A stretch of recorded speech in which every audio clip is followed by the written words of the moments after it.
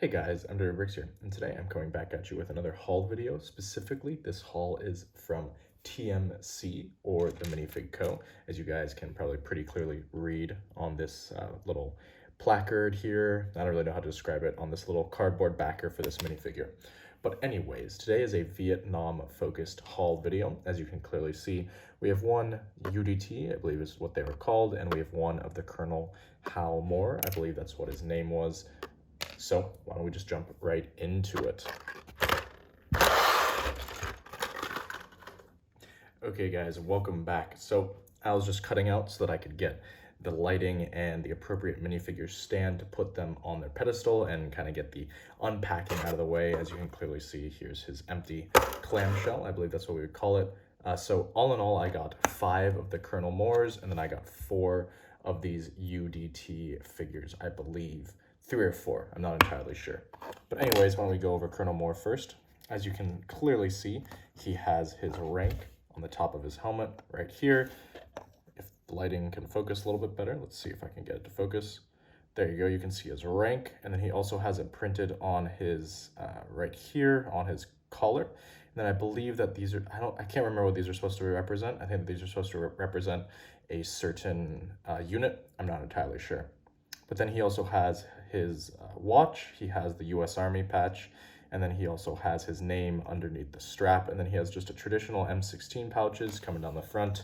I don't entirely remember what this patch is from, so this is from, I believe, the movie We Were Soldiers.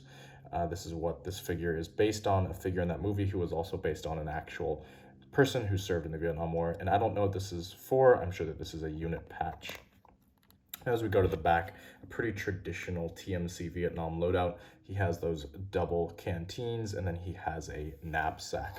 We move to the left side, and I think that the best part of this figure, ironically, is actually this arm, which has an air cavalry patch on it. So this is very important because I need a bunch of these for just a lot of TMC figures, because for some reason, nobody has made a good Vietnam soldier recently from any third-party company that has air cavalry patches that I think really look good, and this is the first figure that really had that. So that's actually part of the reason why I got so many of these. Now obviously it doesn't make sense to have 5 of this very specific character from a movie that he even has his name on the front, but there's a few reasons why I want to do that. One, this is an exclusive overmold right here that is from Brick Arms. I don't think that actually it will be ever made in any large production capacity for anything else. I think that they considered making it with just a just as overmolds, but I don't think that they're coming as single color ones. So I think that this is, one of the few opportunities that we'll have to get this where it has the bayonet as well, which I think is a really nice addition. Now, just speaking of this figure itself, some not strange, but interesting design features. I think that, so essentially TMC created this sweaty front, as you can see. Personally, I think it looks like mud or something a little bit different, if you know what I'm saying. I don't know, it looks a little strange on the front, I think, especially considering the rest of his outfit is so clean looking. I think that it looks just a little bit odd to have that big sweat patch, but it is what it is. I do have to note that I got 5 of these figures. I'm going to show you them. So here's another one, as you can see, figure and his gun. Here's another one, figure and his gun. Here's another one, figure and his gun. But then for some reason, this figure right here, as you can very clearly see, I've never opened this. You can see there's no stress marking on the packaging. It did not come with his perfect caliber. So I'll probably have to reach out to TMC about that, because this figure was $35, and that perfect caliber alone is probably worth over 20, I'd say, of this figure, just because of how rare it is and because of its exclusivity. So I'll definitely have to reach out to the help desk about this, because this is my first time opening this, even though it's a package that I got a few weeks ago, and he doesn't have his weapon, which was obviously supposed to be included. But anyways, concluding this figure, really the best part is this Brick Arms, and I think his helmet and his head is actually pretty cool as well. I like the exclusive head. Now, the other thing that I got from this haul, if I move Colonel Moore off to the side, is I got this Bandolier UDT. So one thing that I think TMC does do justice to is that they really do justice to this precursor to the Navy SEALs, which was this UDT force. Now they wore, this kind of signature tiger stripe uniform on the top, and oftentimes they wore these jeans, as you can see on the bottom.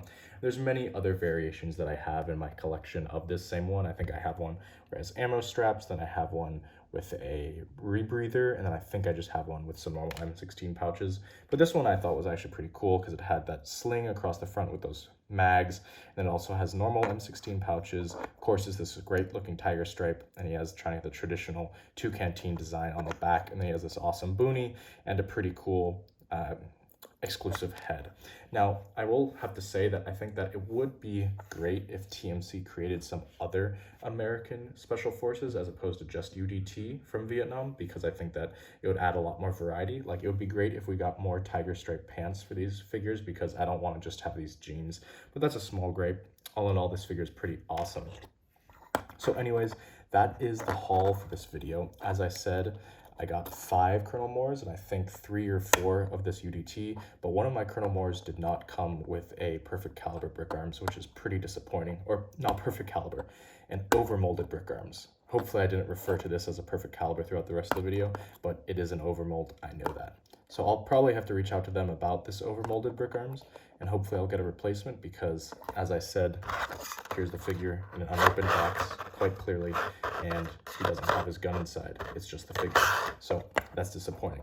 But anyways, hopefully I'll get that, and I'll be able to, use these brick arms with, I'll probably have one of these guys in my mock, but then I'll use the M16s with bayonets for some other people, so I'll have 4 additional ones, which is great. And I'll be able to use it in my mock even more for some great detailings. As always, this is a great little haul from TMC, other than that small I keep saying perfect caliber, other than that small brick arms overmold mistake. So hopefully you guys don't roast me too much in the comments for continually calling these overmolded brick arms perfect caliber. I'm just getting them confused in my head because I have a lot of both of those types of things. But as always, guys, like, comment, subscribe to the normal stuff, and I'll catch you next time.